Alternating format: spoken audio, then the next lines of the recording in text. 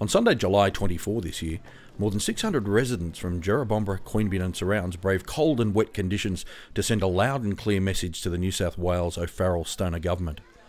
Approve the rezoning of land at South Tralee so our community can secure the educational, sporting and recreational facilities we have so long been denied.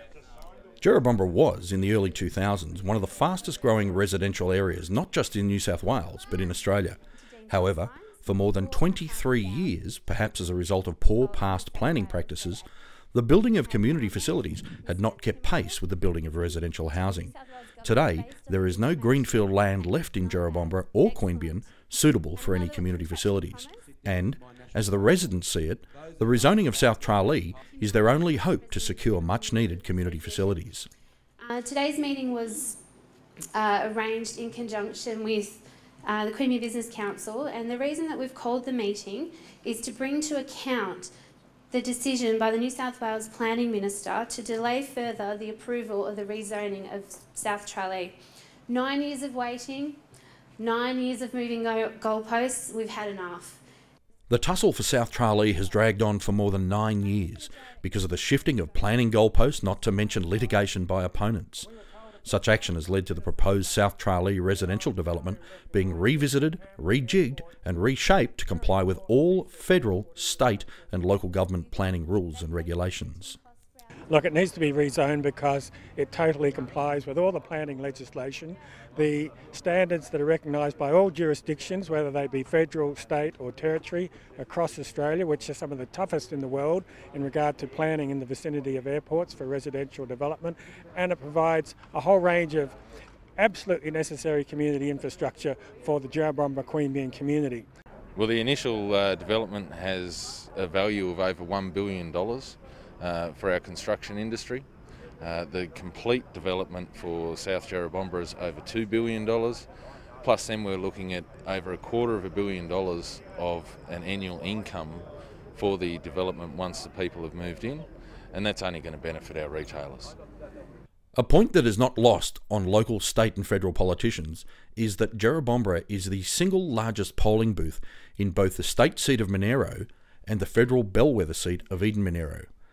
And the proposed South Tralee development could play an important role when next those voters head to the polling booth.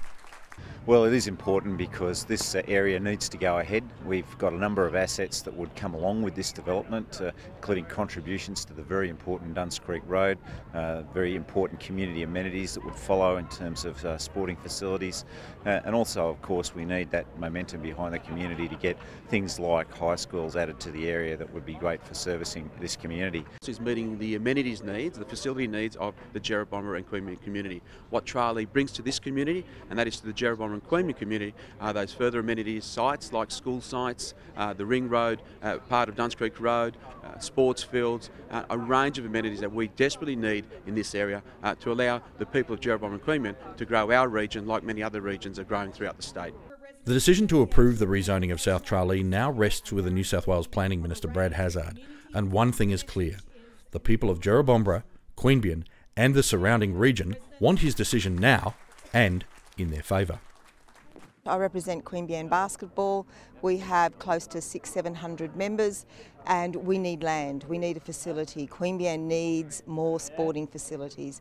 We are without a facility that can cater for the future growth of Queanbeyan. Queanbeyan needs Tralee. And federal and state authorities that there's still nothing here, and there's nothing on the horizon now that it's been deferred again. Yeah, Tralee is important to me because of the facilities, the sporting facilities and the school facilities that will be available as a consequence of it, and it'll prevent us having to send our children across the border into the ACT. It's very important to us for schooling for these children, high school, future primary schools, future development in the area, future community services and community facilities. We would prefer to have a local high school. We would also like to see further facilities built at the primary school as well to cater for the numbers of students that it's now taken in. But sports fields and sporting facilities as a whole are one of the big reasons for the Tralee development. Well, we've been living here 11 years and we have 3 small children, two getting ready for high school in a couple of years. and to not have to go across the border to source other education would be fantastic.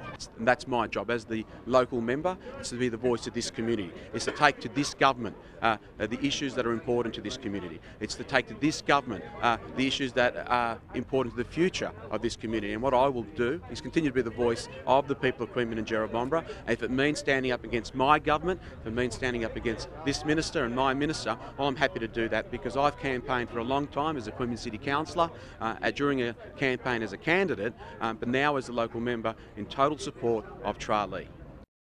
Come on, Mr. Minister, please give us the land for a high school in Jerrabomberra.